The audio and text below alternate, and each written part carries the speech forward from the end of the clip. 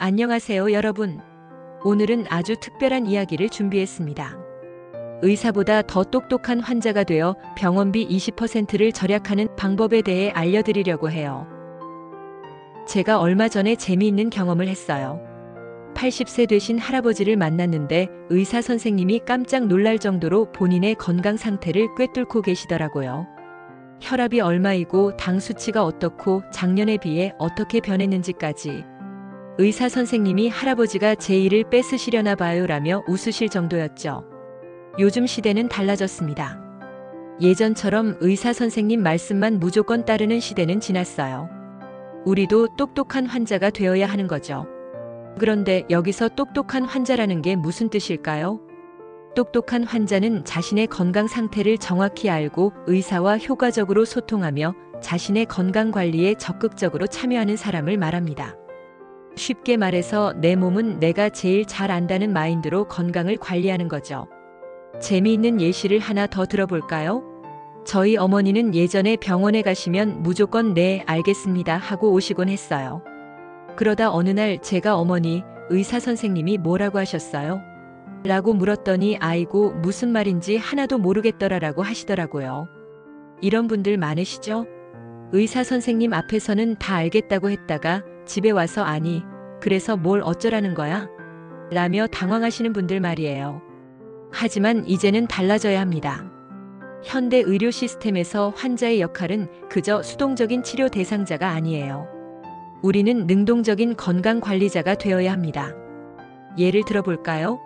박 할머니는 73세인데도 스마트폰으로 매일 본인의 혈압을 기록하세요. 처음에는 어려워하셨지만 이제는 손주보다 더 잘하신다니까요.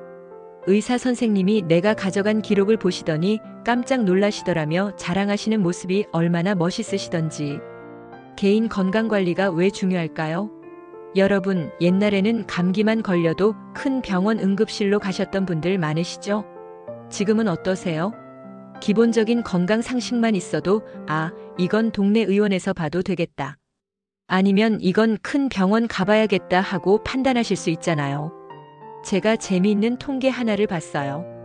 자신의 건강 상태를 잘 이해하고 관리하는 환자들이 그렇지 않은 환자들보다 입원 기간이 평균 2일이나 짧다고 해요. 의료비도 20% 정도 덜 든다고 하네요. 그럼 어떻게 해야 똑똑한 환자가 될 수 있을까요? 먼저 우리 몸에 관심을 가져야 합니다. 이상이 생기면 바로 알아차릴 수 있도록 말이에요. 마치 자동차 엔진 소리만 들어도 이상을 감지하는 베테랑 운전자처럼요. 두 번째로는 질문하는 것을 두려워하지 말아야 해요. 저희 아버지는 예전에 의사 선생님한테 물어보면 바보처럼 보일까봐 하시면서 궁금한 것도 못 물어보고 오셨다고 해요. 지금은 어떠세요? 내가 돈 내고 진료받는데 뭘 못 물어봐? 라며 당당하게 질문하시죠. 마지막으로 신뢰할 수 있는 의료 정보를 찾는 방법을 알아야 합니다. 요즘은 인터넷에 정보가 넘쳐나잖아요. 그런데 이게 다 맞는 정보일까요? 아니죠. 검증된 의료 정보 사이트나 전문가의 조언을 구별할 줄 알아야 해요. 여러분, 우리가 똑똑한 환자가 되는 건 결코 의사를 불신해서가 아닙니다. 오히려 의사와 더 효과적으로 소통하고 더 나은 치료 결과를 얻기 위해서예요. 마치 학생과 선생님이 함께 공부하면 더 좋은 성적이 나오는 것처럼 말이죠. 이제부터 우리 함께 똑똑한 환자가 되는 여정을 시작해 볼까요? 오늘은 의사보다 더 똑똑한 환자가 되는 법에 대해 이야기 나눠보려고 합니다. 제가 얼마 전에 병원에 갔다가 재미있는 일이 있었어요. 70대 할머니께서 의사 선생님께 스마트폰으로 찍어둔 자신의 혈압 기록을 보여주시더라고요. 의사 선생님이 깜짝 놀라시면서 환자분이 저보다 더 꼼꼼하시네요. 라고 하시더라고요. 바로 이거예요.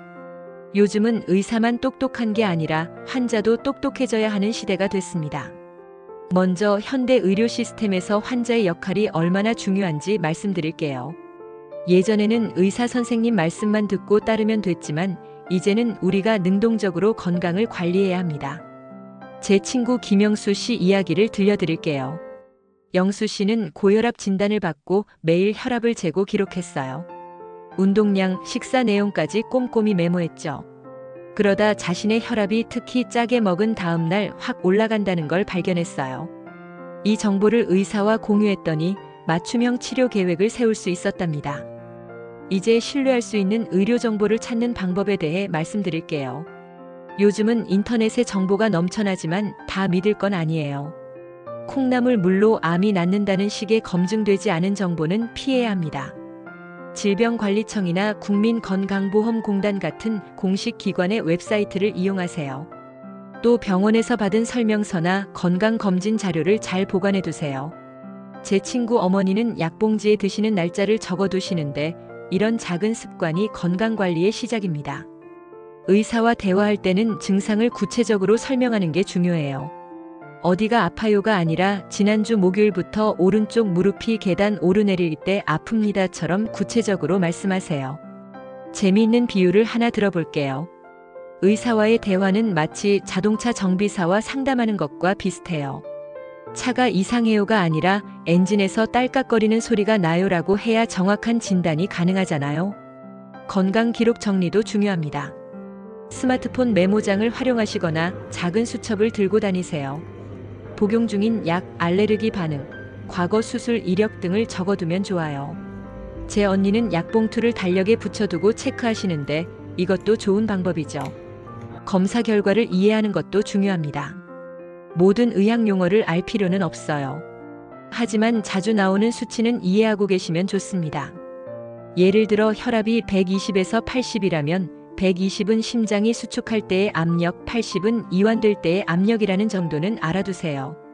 두 번째 의견을 구하는 것도 괜찮습니다. 큰 수술이나 중요한 치료를 앞두고 있다면 다른 의사의 의견을 들어보는 것이 현명해요. 이것은 주치의를 불신한다는 뜻이 아니라 더 신중하게 결정하고 싶다는 뜻입니다. 건강한 생활 습관도 빼놓을 수 없죠. 우리 몸은 자동차와 같아요. 좋은 기름을 넣고 정기적으로 점검하고 적당히 운행해야 오래 갑니다. 균형 잡힌 식사, 규칙적인 운동, 충분한 수면이 기본이에요. 특히 운동은 중요합니다. 제가 아는 80대 할아버지는 매일 아침 공원 3바퀴를 도세요. 병원비 아끼려면 운동화가 달아야 한다고 하시죠. 정말 멋진 말씀이죠? 스트레스 관리도 잊지 마세요. 요가, 명상, 산책 같은 활동이 도움이 됩니다. 저는 매일 저녁 강아지와 산책하는데 이게 최고의 스트레스 해소법이에요. 마지막으로 건강 관리는 마라톤과 같다는 걸 기억하세요. 단거리 달리기가 아닙니다. 꾸준히 지속적으로 관리하는 것이 중요해요. 오늘 말씀드린 내용을 실천하시면 여러분도 의사 선생님이 깜짝 놀랄 만큼 똑똑한 환자가 되실 수 있을 거예요. 건강한 노후를 위해 지금부터 시작해보는 건 어떨까요? 건강 관리에는 왕도가 없습니다. 하지만 우리가 조금만 더 관심을 가지고 노력한다면 더 건강하고 행복한 삶을 살 수 있을 거예요. 자, 지금까지 우리가 배운 내용을 정리해 볼까요? 진료실에서 40년 동안 진료를 하신 어느 의사분이 느낀 점이 있다고 하네요. 가장 건강한 환자는 항상 준비된 환자였답니다. 마치 시험 전날 공부 잘하는 학생처럼 말이죠. 그래서 오늘은 우리가 배운 내용을 재미있게 정리해 보려고 합니다. 첫째, 우리는 더 이상 수동적인 환자가 아니라는 걸 배웠죠? 예전에는 의사 선생님 말씀만 듣고 네 하고 가만히 있었다면 이제는 우리도 의료 정보를 찾아보고 질문도 하고 때로는 다른 의견도 구할 수 있는 스마트한 환자가 된 거예요. 제가 얼마 전에 만난 김용수 할아버지 이야기를 들려드릴게요. 83세이신데 스마트폰으로 자신의 혈압을 매일 기록하시더라고요. 처음에는 손주한테 배워서 시작하셨는데 이제는 혈압 앱 사용하는 게 식은 죽 먹기라고 하시네요. 의사 선생님이 오히려 깜짝 놀랄 정도로 꼼꼼하게 관리하시더라고요. 둘째로 정보를 수집하고 이해하는 것이 얼마나 중요한지 배웠습니다. 요즘은 인터넷에 정보가 너무 많아서 오히려 혼란스러울 수 있잖아요. 그래서 우리는 신뢰할 수 있는 정보원을 찾는 법도 배웠죠. 어느 할머니는 유튜브로 건강 정보를 찾아보시다가 이상한 민간요법을 따라하실 뻔했는데 다행히 보건소 건강강좌에서 배운 대로 전문의와 상담을 먼저 하셨대요. 현명하시죠? 셋째, 의사와 대화하는 방법도 달라졌습니다.